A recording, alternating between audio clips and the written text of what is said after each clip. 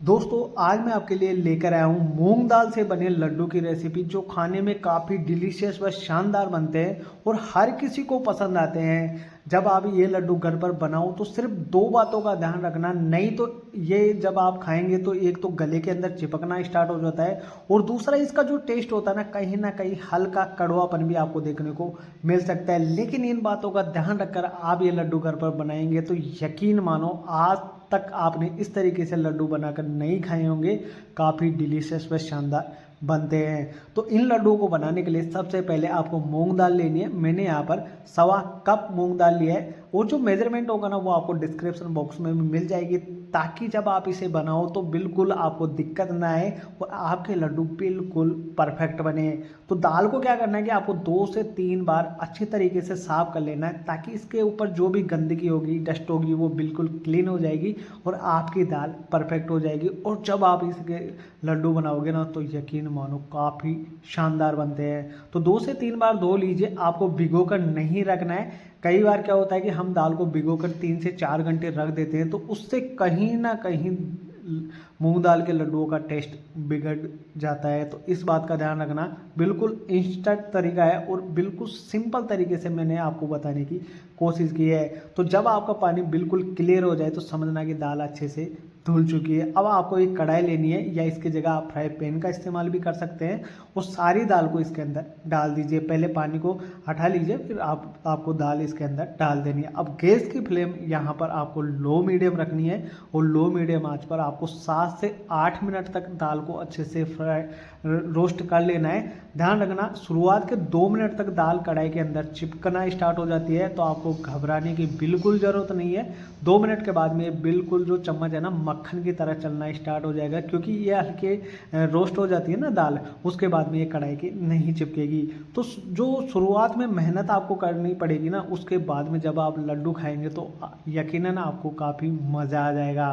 तो 7 से 8 मिनट का समय लगेगा इस दाल को अच्छे से रोस्ट करने में। इसके बाद में ये हल्का कलर भी इसका चेंज हो जाएगा और इसके अंदर से एक खुशबू आना स्टार्ट हो जाएगी। तब आप समझ लेना कि हमारी जो दाल है अच्छे से सीख चुकी है। तो आपको दाल का कलर कुछ इस प्रकार से देखने को मिल जाएंगे। ध्यान रखना दोस्तों, इसकी सिकाई अच्छे से होनी चाहिए। अगर नहीं होगी तो ये जब हम इसे मिक्सर जार में डालकर पीसेंगे तो ये बिल्कुल ऐसी डलिया सी बन जाएगी और चिपक जाएगी।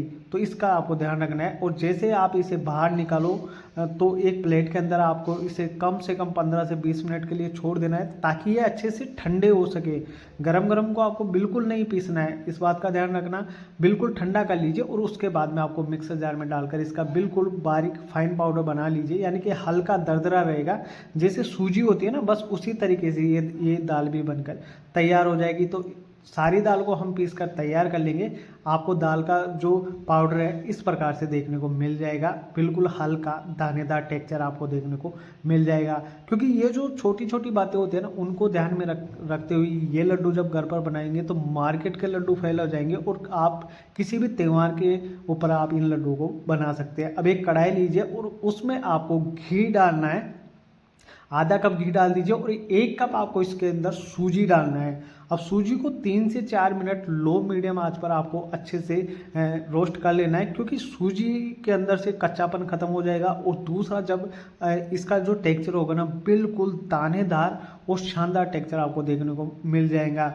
सूजी बिल्कुल ऑप्शनल है, लेकिन जो हलवाई लोग होते हैं वो सूजी डालते हैं इसके अंदर, तभी तो जब हम मार्केट से लड्डू खरीद कर लेकर आते हैं तो उसका टेस्ट काफ़ी शानदार होता है। तो आपको जो परफेक्ट तरीका होता है ना मूंग दाल लड्डू बनाने का, वो मैं बता रहा हूँ। तो इस तरीके से आप सूजी को अच्छे से रोस्ट कर लीजिए और जब घी अच्छे से तैरना स्टार्ट हो जाए उसके बाद में जो हमने दाल पीस कर रखी थी ना वो दाल इसके अंदर डाल देनी है। गैस की फ्लेम लो मीडियम में रखना।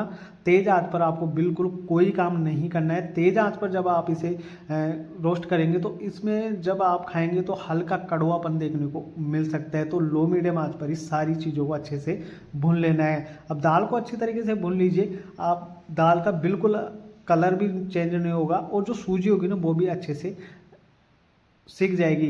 तो इसके बाद में दोस्तों जब 4 से 5 मिनट तक आपको ये प्रोसेस करना है, उसके बाद में आप एक प्लेट में इसे निकाल लीजिए। अब आप इसका कलर देखिए, बिल्कुल ना तो मैंने कोई फूड कलर का यूज किया है आपके सामने, ना किसी तरीके से आपको कलर डालने की ज़रूरत नहीं है, ये नेचुरल कलर आपको देखने को मिल जाएंगे। अब हम इसके लिए चाशनी तैयार करेंगे। तो 1 कप मैंने यहाँ पर चीनी ली है और इतना ही इसमें पानी डालकर हम इसकी एक तार की चाशनी आपको बिल्कुल नहीं बनानी है, बस हल्की चीनी मेल्ट हो जाए और हल्की चिपचिपी सी चाशनी बनाकर तैयार कर लेनी है। और कोई भी दिक्कत अगर आपको आती है, कोई बात समझ में नहीं आती है, तो आप कमेंट बॉक्स में कमेंट करके पूछ सकते हैं, मैं सबको जवाब देने की कोशिश करूंगा।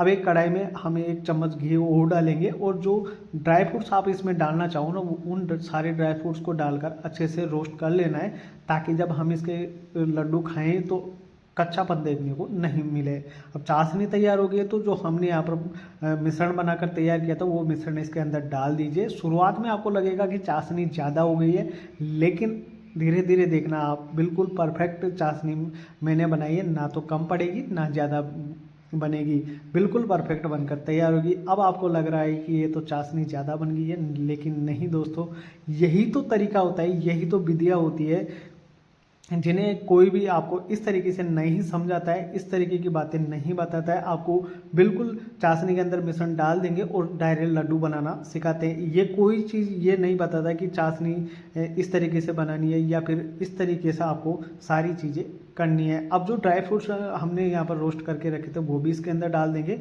और अब भी आपको लग रहा होगा कि ये तो बिल्कुल हलवा बन चुका है, इसके लड्डू कैसे बनेंगे, लेकिन रुकिए दोस्तों, इसे बिल्कुल ठंडा होने के लिए छोड़ दीजिए। 10 मिनट के लिए जब आप इसे ठंडा होने के लिए छोड़ देंगे तो ये और भी गाढ़ा हो जाएगा और ये बिल्कुल लड्डू बनने के लायक हो जाएगा। तो इस बात का आपको ध्यान रखना है। इस तरीके का जब आप इस्तेमाल करते हो तो एक तो इसके अंदर कड़वापन आपको बिल्कुल देखने को नहीं मिलेगा और दूसरा ये गले में बिल्कुल नहीं चिपकने वाले। अब देखिए मैं आपको लड्डू बनाकर दिखाता हूँ कि किस तरीके से ये लड्डू बनेंगे। तो देखा दोस्तों कितना आसान है, बस आपको ठंडा कर लेना है, सारी चीज़ें आपको ठंडा करके इस्तेमाल करनी है। उसके बाद में जब आप ये लड्डू बनाएंगे तो देखिए बिल्कुल परफेक्ट लड्डू बनकर तैयार होंगे। जितनी देर आप ठंडा करोगे, यानी कि जितना ठंडा करके आप लड्डू बनाओगे ना, उतने ही परफेक्ट लड्डू आपके बनकर तैयार होंगे। तो देखा दोस्तों कितना आसान है इन चीज़ों को बनाना। अब मैं आपको इसे तोड़कर भी दिखाऊंगा, इसके अंदर का टेक्सचर दिखाऊंगा। बाहर से तो आप देख ही चुके हो, ये मैंने छोटा सा टुकड़ा उठाया। अभी देखिए दोस्तों बिल्कुल आसान है और बिल्कुल आपके लड्डू नरम व मुलायम बनकर तैयार होंगे, मुंह के अंदर जाते ही घुल जाते हैं। और दूसरा, जब हम इन लड्डू को बनाते हैं ना, तो क्या होता है कि शुरुआत में जो मेहनत होती है, बाद में कुछ भी मेहनत आपको नहीं करनी पड़ती है और आपको खाने को मिलेंगे टेस्टी व शानदार लड्डू। तो सारी जो टिप्स व ट्रिक्स हैं मैंने आपको बता दी है। फिर भी आपको कुछ भी समझ में ना आए तो कमेंट बॉक्स में कमेंट करके ज़रूर से पूछ लेना, मैं आपको हर कमेंट का जवाब देने की कोशिश करूँगा। अब मैं आपको लास्ट में तोड़ कर भी इसे दिखा देता हूँ, इसके अंदर का टेक्स्चर। तो ये देखिए दोस्तों, एक लड्डू उठाइए और इस तरीके से देखिए, दानेदार शानदार टेक्सचर आपको देखने को मिल जाएगा और खाने में काफ़ी टेस्टी व शानदार बनता है। उम्मीद करता हूँ दोस्तों आपको ये काफ़ी पसंद आया होगा। पसंद आता है तो वीडियो को लाइक करना और चैनल को भी सब्सक्राइब कर लीजिए, ताकि आने वाली वीडियो की नोटिफिकेशन आप तक जल्द से जल्द पहुँच सके। मैं ऐसे यूनिक चीज़ें आपके लिए लेकर आता रहता हूँ और आसान तरीके बताता हूँ, घर की चीज़ों से जो सामग्री बनती है उन्हीं से बताता हूँ, ताकि आपको बाज़ार से कुछ भी खरीद कर लाने की ज़रूरत ना पड़े और आप भी इन मिठाइयों का आनंद घर पर ही उठा सको और आप भी कुछ सीख सको, ताकि जब भी कोई त्यौहार है या कोई आपके प्रोग्राम हो तो आप घर पर इसे बना सको। तो मिलते हैं नेक्स्ट वीडियो में, तब तक के लिए धन्यवाद।